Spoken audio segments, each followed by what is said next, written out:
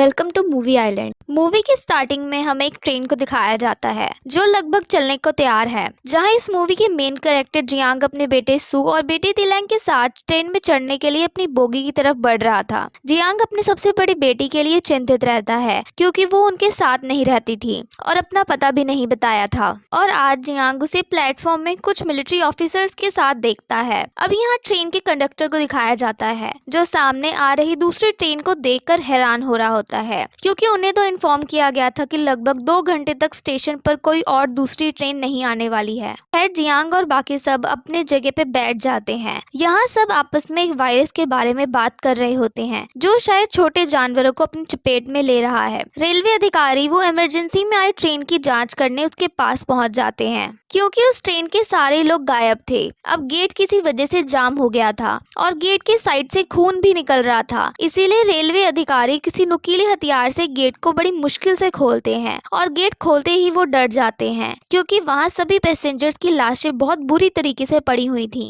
खैर इन सब के बारे में वो दूसरी ट्रेन वालों को नहीं पता था। अब वो ट्रेन स्टेशन से निकल जाती है। अब ट्रेन के स्टार्ट होते ही जियांग अपनी बड़ी बेटी को ट्रेन में ढूंढने लगता है और वो उसे मिल भी जाती है। उसका नाम सियोक होता है। सियोक तो अपने पिता को पहचानने से भी मना कर देती है, इसीलिए कुछ मिलिट्री अफसर उसे एक डिब्बे में जाकर बंद कर देते हैं जहां वो देखते हैं कि एक और व्यक्ति वहां मौजूद है। दरअसल उस आदमी को इन्फेक्टेड चूहों ने काट लिया है। यहाँ दूसरी तरफ लोगों को भी ट्रेन की ऊपर की तरफ से कुछ हलचल महसूस होती है और उनमें से एक व्यक्ति उस जाले में जाकर डंडा मार देता है जिससे एकदम से हजारों की संख्या में वो इन्फेक्टेड चूहे नीचे गिरने लगते हैं। वो इतने ज्यादा खतरनाक हो चुके थे कि एक इंसान को कुछ चंद मिनटों में खा लें। उधर जियांग अपने हथकड़ी को किसी तरह खोलकर अपने बच्चों के पास जाने लगता है और रास्ते में सभी दूसरे पैसेंजर्स को सावधान करने लगता है, पर कुछ लोग उसकी बात पर ध्यान तक नहीं देते क्योंकि लोगों को लगता था कि जियांग उन छोटे मामूली चूहों से डर रहा है। उन चूहों ने अभी तक सिर्फ पिछली बोगी में हमला किया था,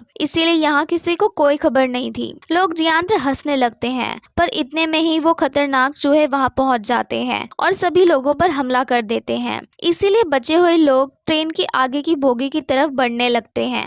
पर यहाँ हमें एक स्वार्थी इंसान को दिखाया जाता है जो कि सभी आर्मी ऑफिसर्स का हेड है। वो जल्दी से बोगी के गेट को बंद कर देता है क्योंकि वहीं से लोग इस बोगी में आ रहे थे और अपने ऑफिसर्स को हुक्म देता है कि वो पिछली बोगी को सुरक्षा के लिए अलग कर दें। पर जियांग और बाकी सब बचे हुए लोग अभी भी पिछली बोगी में फंसे हुए थे। बचे हुए लोग अपनी जान बचाने के लिए ट्रेन के ऊपर चढ़ जाते हैं और जल्दी से अपनी अगली बोगी में छलांग मारकर अपनी जान बचा लेते हैं। नीचे ट्रेन में सभी लोग देखते हैं कि जिन जिन लोगों को चूहों ने काटा था वो अब इन्फेक्टेड हो चुके हैं। ये एक ऐसा वायरस है जो एक शरीर से दूसरे शरीर में पहुंचने में सक्षम है। पर यहाँ जियांग कहता है कि इस बीमारी का इलाज है। वो बताता है कि वो हॉस्पिटल हमसे बस अब कुछ ही दूर है। अब कुछ लोग उस एंटीडोट को लेने के लिए मान जाते हैं, पर कुछ लोगों को चिंता होने लगते हैं कि वो भी कहीं इन्फेक्टेड ना हो जाए, इसीलिए वो ट्रेन को चलने रखना चाहते हैं और अब सभी इन्फेक्टेड लोगों को दूसरी बोगी में बिठा दिया जाता है। अब कुछ लोग जियांग के साथ वहां जाने के लिए तैयार भी हो जाते हैं। अब वो स्टेशन भी आ जाता है जहां उन्हें एंटीडोट लेने जाना था। अब वो शहर में पहुंच जाते हैं। वहां का हाल बहुत ज्यादा बुरा था।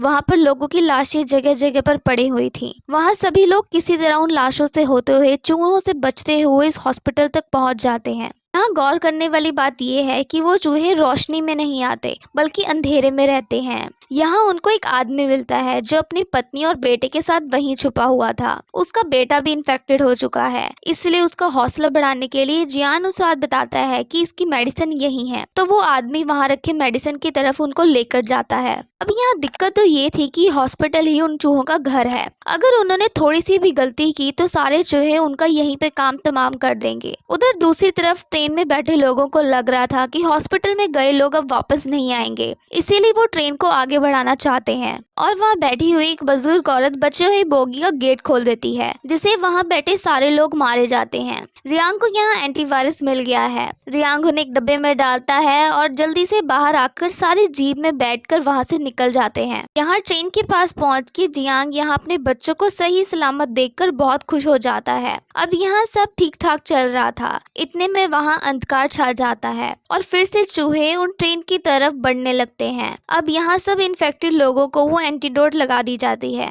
पर इतने में ही ट्रेन को रोक दिया जाता है क्योंकि उनके ट्रैक पर कोई दूसरी ट्रेन उल्टी पड़ी हुई थी। यांग उस ट्रेन को हटाने के लिए लोगों को अपने साथ बाहर चलने को कहता है, पर यहाँ सभी लोगों को लग रहा था कि वो सब अब मरने वाले हैं और इसीलिए अपने आखिरी पल अपने परिवार वालों के साथ बिताना चाहते हैं। पर जिंग यहाँ अकेले ही बाहर जाकर उस ट्रेन को हटाने लगता है, जिसे देखकर एक एक करके सारे वहां पहुंच जाते हैं और सारे एक साथ मिलकर उस ट्रेन को हटाने में कामयाब भी हो जाते हैं। और उनमें से एक तो अपने आप को सेक्रीफाइस करने की नीयत से बॉम्ब को अपने ऊपर लगा लेता है और जाकर चूहों के बीच खड़ा हो जाता है। और जब चूहे उसके पास आते हैं तो वो अपने आप को ब्लास्ट कर लेता है, जिससे वहां बहुत सारे चूहे मारे जाते हैं। लेकिन चुनौती अभी तक खत्म नहीं हुई थी, क्योंकि आगे ट्रैक चेंज हो रहा था और उस ट्रैक के आगे खाई थी। इसलिए जियांग वहां पर जाकर लीवर पुल करता है, पर यहाँ भी एक मुश्किल थी कि लीवर को पुल करके ही रखना था, नहीं तो वो दोबारा ट्रैक चेंज हो जाता था। इसलिए जियांग वहीं पे खड़ा होकर लीवर को दबाए रखता है। अब ट्रेन की स्पीड तेज हो जाती है, जिसके बाद बेचारे जियांग कोशिश तो बहुत करता है पर ट्रेन को पकड़ नहीं पाता और आगे जियान पीछे ही रह जाता है